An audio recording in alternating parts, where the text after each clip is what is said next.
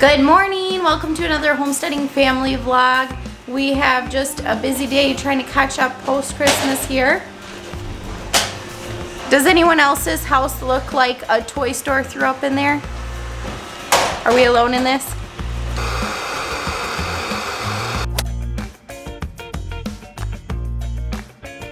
Who's ready?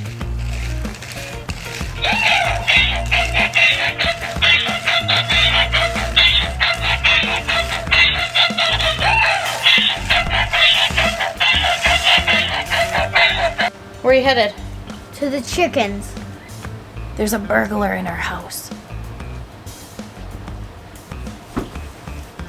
We're gonna go out in the snow, and it's snowing very hard. And it's very cold. And then I got some mittens that have some bumps on them, so I can get through the snow. I can fall, and I can't be it up, or I had to go through a mountain of snow. Hey, another burglar! Evan. Oh, it's just Evan. We slipped on the ice, and then it was hard to get up. I was holding the eggs, but I did not crack them. It took a while to get up, and I got up, and then the eggs, I slided them across me, and then with the rest of the weight, we waddled like a penguin. I was walking in there, and I didn't remember it was slippery from me coming out. So I was walking, then I slipped on my tummy, and I got scratched and pulled up my knees with Fisher Price. Because I went in the bumpy spot. How many eggs did you guys get? We don't know. We didn't count. I think 8, 9. You think 9 eggs? That's more than 9. Look at how much we got. This is way more from 9. So I didn't quite get finished with what we wanted to before the mailman got here. I've got a tub of packages. I have to run into the post office quick. All right, so I don't know if you can see out the window, but it's snowing. So not the best time to be leaving the house. But the one upside is that we try to check our P.O. box once a week for customers. So I am glad I'm going to be getting that done with for the week so that I don't need to worry about it till next week.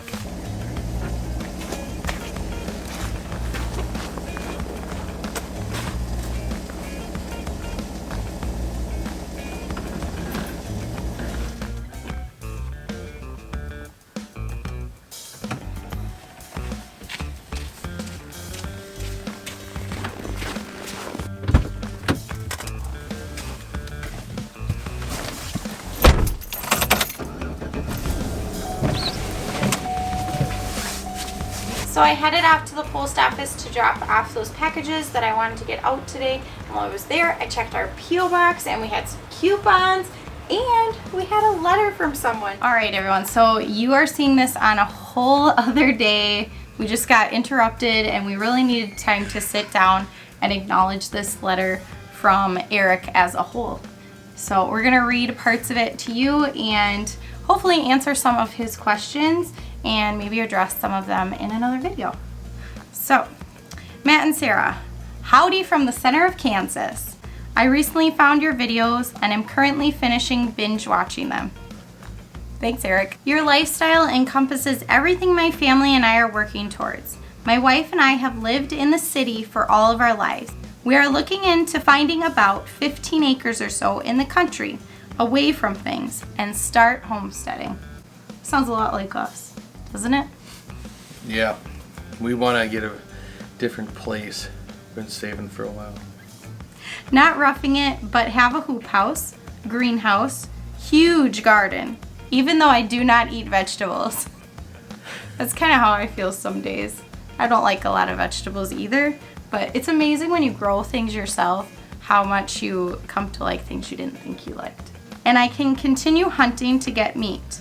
Places for solar and wind power possibly, and I also just recently purchased a laser engraver, which kind of circles back to the other parts of our life. Hence why I found your channel. I do not plan on replacing income with this, but I want to start a small, and I emphasize small, business on the side. I bought the engraver for personal projects, but I'm trying to find ways to make it pay for itself. I am a maker at heart. I have sewing machines, made a few quilts, embroidery, sewing combo machine, 4 3D printers, a Cricut cutting machine, and now a laser engraver. Oh, and an AccuQuilt fabric die cutting system. I like to create. You can definitely create a heck of a business with just the stuff you have already. Are you sure you want it to be small, Eric? Because you've got a lot of options. And it definitely could be a full-time. I enjoy watching your day-to-day lives, going to the chicken coop to get eggs, and getting pecked at. I do have some questions, and feel free to totally ignore them. I didn't have an email for you guys, so I thought a handwritten typed note. Why the heck not? My handwriting is atrocious. And just in case anybody wants to send us an email, we do have our email listed in our About section, as well as our P.O. Box if you want to send us a letter. And we will get back to you eventually. Now that we're coming out of the Christmas season, we've had a little bit more time to get back to people, but it will take us a while to get through all those emails. And we don't put it in the comments because when people ask for it and we tell them to go to the About page, it's only because if we put it in the comments, you're going to have robots and stuff trying to email us all the time, and we don't want that. So when you go to the About page, it'll ask if you're a robot, and you got to check the steps. Go through the steps, and it gives you the email. Matt, did you have any previous graphic design experience? No, none whatsoever. I knew how to draw with my hands and a pencil. Matt's very humble when it comes to his artistic skills. He definitely has an artistic gene, and he doesn't like to talk about it much. I don't. Matt, did you need to learn Corel Draw versus other programs that you were used to? When we got the first Chinese laser, it came with, I forget the name of it. It was a program that was very hard to learn, and there was no tutorials at the time. And now I'm sure there's plenty, but you gotta remember this was just over 5 years ago, so there was nothing there was no information online, nothing.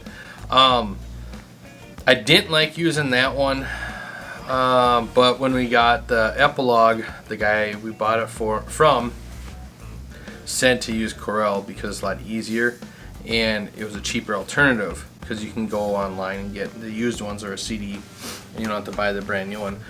So we went with that route.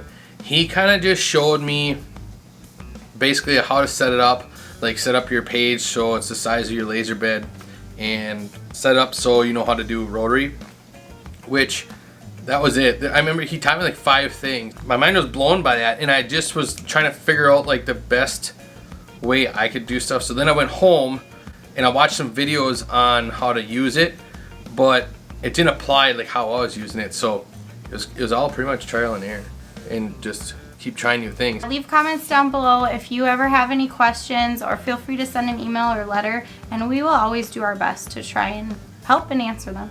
Yep. And he says he's just curious. He has no graphic design or drawing skills, and I'm trying to learn Inkscape, GIMP, and how do you say it? Corel Draw?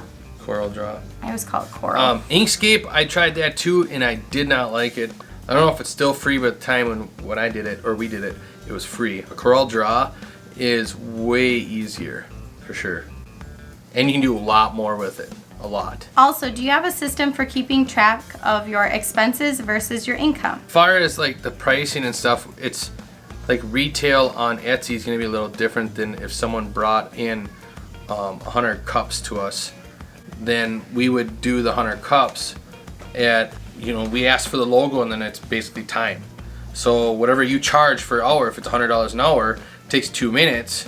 Well, so you go that route.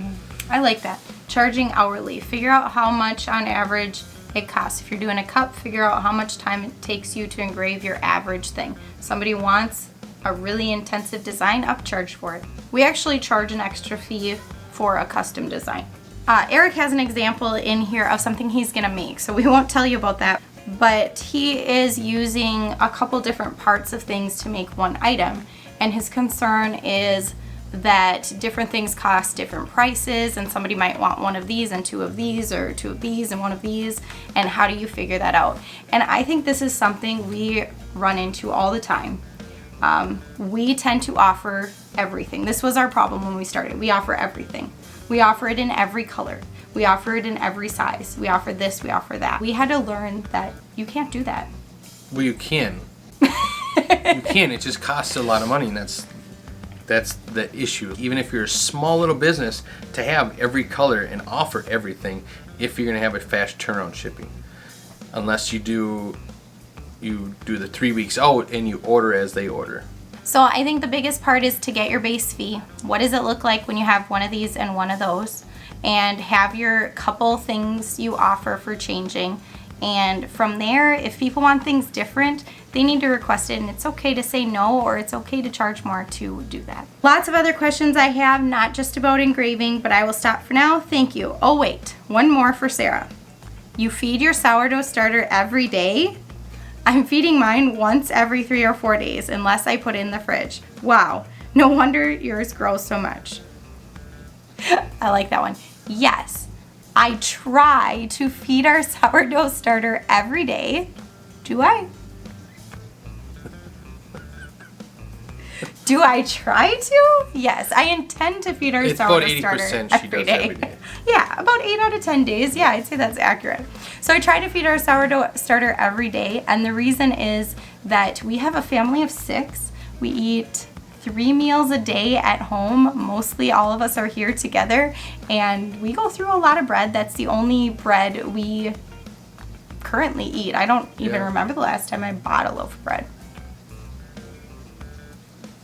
But I really don't remember buying, like, except for when we went to the cabin or something, it'd be buns for like hot dogs or hamburgers. Yep. But I really don't remember in 2020 even buying a loaf of bread because we started doing that right away. Well, we started sourdough in January of 2020, our starters, which are still alive, which is amazing to me. And I keep them on the counter, and I feed them every day about lunchtime. Usually when we're finishing lunch. I can tell you I didn't feed them today. And it's after lunch. That blows my mind. I really don't think we bought any in 2020. I really don't. Unless we were going to the cabin or something. Yep. I really don't think we bought any loaf of bread.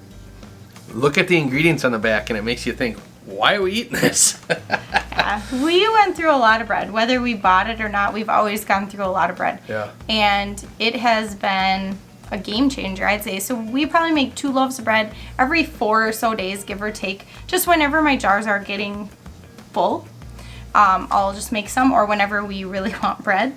And we pretty much only use, we have 2 quart jars of starter. We pretty much only use them for sourdough bread. Yeah. We've made pancakes with them before, and we weren't really huge fans of it. No, we didn't really care for it. And we like crackers. We like sourdough crackers. The crackers, but we don't do that a ton. But we're gonna try the tortillas. We made tortillas for the first time ever. That was awesome and a lot of fun. We're definitely gonna try some of that with the sourdough. Oh, absolutely. We've actually talked about not having enough sourdough starter because we would like to be able to make other things with it. I love to make cinnamon rolls and things, and it would be fun to make some of those things out of it, or tortillas like Matt was saying, and just some other things, but we haven't done that yet. But ours stays mainly on the counter. If we put it in the fridge, it's only because we're going to be gone for more than a day or 2, and every time we've done that, it's been really slow to grow afterwards. So I don't know that I'll ever be the type of person who keeps our sourdough in the fridge. Yeah. It's up to her. And Eric says, thanks again, guys. Eric. Thank you, Eric. Yeah, thanks, Eric. And again, we do appreciate the comments from you guys. It brightens up our day. We're just like you. We do have our bad days too. Generally, we can go to YouTube and start reading our comments, and it puts a smile on our face. We really do enjoy, even if someone gives us a smiley face or whatever on there, it's still warming because it's someone enjoyed that video, and we like doing them. We really enjoy making these videos and editing them, and we are so excited for our first, coming up in a month, it'll be our first video, and we're gonna watch them from last year, and that was the main. Oh yeah, we're almost a year into YouTube, which is crazy. The main thing was for us to watch our kids grow and what we do, and to remember a lot of things because we have a lot of stuff on our plate too, so it's cool to look back on that kind of stuff and see these videos and watch our kids grow, us grow, and our little homestead, I guess, in our business. We really enjoyed this letter from Eric, and it put a smile on our face. It really did. And so we just wanted to share with you guys some of the stuff he had said, so, and answer his questions on here. So if you guys like the content, give it a thumbs up. And don't forget to subscribe if you want to see more, and leave a comment. Even if it's a thumbs up, whatever, it helps us with the algorithm too, but you put a smile on someone's face. Glad you got to see us again. Bye. Bye.